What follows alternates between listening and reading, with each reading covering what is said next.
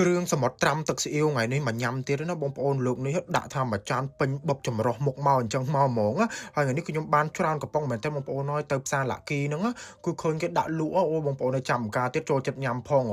ដាក់បាន4 5កំប៉ុងមកអញ្ចេះមកបងប្អូនច្រើនមែនតើណារហូតដល់ធ្លាប់ថាកំងគាត់ទេទៅកំងគាត់យកមកដល់ផ្ទះអញ្ចឹងប៉ុន្តែលើកនេះគឺយើងបាច់កំងដល់កន្លែងក៏បានដែរយើងមានគេថាមានលក់តាមផ្សារលាគីគ្រប់សាខាអញ្ចឹងងាយស្រួលយើងទិញយកមកដាក់ទូទឹកកកទុកញ៉ាំពេល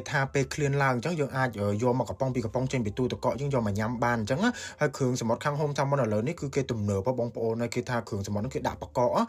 ហ្នឹងគឺដើម្បីថាសម្រាប់មេរោគតាមបែបធម្មជាតិអញ្ចឹងគឺថារក្សាទុកគុណភាពរហូតដល់6ខែបងប្អូនមិនថាអត់ស្រស់ទេណាបងប្អូនគ្រឿងសមុទ្រមួយគឺថាសិតតែស្រស់ថ្មីដែលថាគេយកគ្រឿងសមុទ្រដែលស្រស់ហ្នឹងគេយកមកធ្វើអញ្ចឹងធ្វើស្អាតអស់ហើយបានគេត្រាំយកទៅកកដើម្បីថាសម្រាប់មេរោគឲ្យបានថាត្រឹមត្រូវមកអញ្ចឹងដល់ពេលឥឡូវនេះខ្ញុំទុកឆ្លៀតទុកឲ្យថារៀងឲ្យលេទៅកកតិចខ្ញុំមកថាត្រៀមបន្លែត្រៀមអីទុកញ៉ាំជាមួយអញ្ចឹងណានេះនៅផ្ទះអីមានបន្លែក្នុងទូទឹកកកស្រាប់យើងយកមកដាក់ញ៉ាំជាមួយគ្នាមកនេះបងប្អូនចាក់មកអញ្ចឹងសភាពវាកកនេះមិនមែនកកជាប់ទេបងប្អូនយើងដាក់ក្រៅទូទឹកកកហើយអានេះវារៀងជាប់អញ្ចឹងយើងបេះមកគឺថាវាមិនជាប់ខ្លាំងទេបងប្អូនមកល្មមតែថាយើងអាច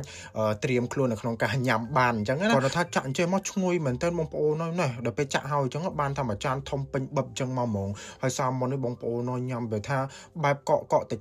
កកព្រិលឆ្ងាញ់ហ្មងហើយទឹកជ្រលក់នេះទិញមកគឺអត់មានថែមមកអានេះគឺថាខ្ញុំកំងពីម្សិលមួយថ្ងៃមកញ៉ាំអស់ទៅនៅសល់ទឹកជ្រលក់នៅសល់អីចឹងទៅក៏យកមកដាក់ថាញ៉ាំជាមួយទៅប៉ុន្តែបើសិនបងប្អូនទិញទៅបើកកំប៉ុងភ្លាមញ៉ាំបានភ្លាមទេព្រោះដោយសារតែក្នុងនោះគេត្រាំមករសជាតិរបស់គេនឹងប្រៃផ្អែមអីឆ្ងាញ់ហើយស្រាប់ហើយបងប្អូនមានម្ទេសមានខ្ទឹមអីនៅក្នុងនោះអញ្ចឹងយើងមកដល់ហ្នឹងក៏យើងបើកកំប៉ុងមកគឺយើងញ៉ាំបានអញ្ចឹងគ្រឿងសមុទ្រអញ្ចឹងខ្ញុំចូលចិត្តញ៉ាំមែនតើបងប្អូនជាពិសេសប៉ាហ៊ូសាច់ប៉ាហ៊ូរបស់គេសាច់ឡងទុនផុយមែនតើហ្មងដល់ខ្ញុំធ្លាប់តែញ៉ាំគ្រឿងសមុទ្រត្រាំទឹកស៊ីអ៊ូបងប្អូនត្រាំមកយកអីទុកចោលប៉ុន្តែលោកនេះអូបងប្អូនញ៉ាំមួយបែបនិយាយថាកកព្រិលអញ្ចឹងសាច់ត្រជាក់ឆ្ងាញ់មែនតើមកហ្មង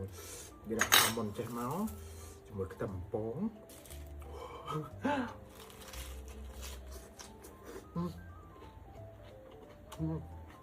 បានទៅលឺសូរសលេងច្រោកចេះបងប្អូន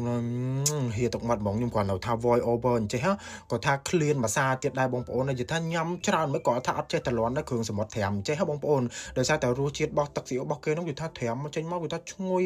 បើថារសជាតិហឹរវិញហឹរតិចលំមកថាឆ្ងាញ់អញ្ចឹងណាបងប្អូនវាមិនហឹរខ្លាំងពេកទេមកល្មមអ្នកអត់ចេះញ៉ាំហឹរឯងគាត់អាចញ៉ាំបានដែរជាពិសេសគេថាចំណុចពិសេសរបស់គេនោះមានខ្យងអាក់តិចទៀតបងប្អូនខ្យងអាក់តិចរបស់គេមួយប៉ុណ្ណាណីមកហ្មងអញ្ចឹងថាយើងញ៉ាំបានទាំងអស់មកហ្មងអត់មានថាកន្លែងណាដែលថាយើងចោលបានទេណាសាកសម័យយើងបងប្អូនបើថាយើងដាក់អញ្ចឹងមួយចានទៅញ៉ាំតែជុំគ្នាមានអាត្រជាក់ក្រេបថែមទៀតអូយអានេះដៃឡើងអញ៉ៃតដើមគ្នាមិនថាមិនសឹងមិនឈ្នះមកហ្មងអញ្ចឹងវីដេអូមិនតែប៉ុណ្្នឹងទេបាយ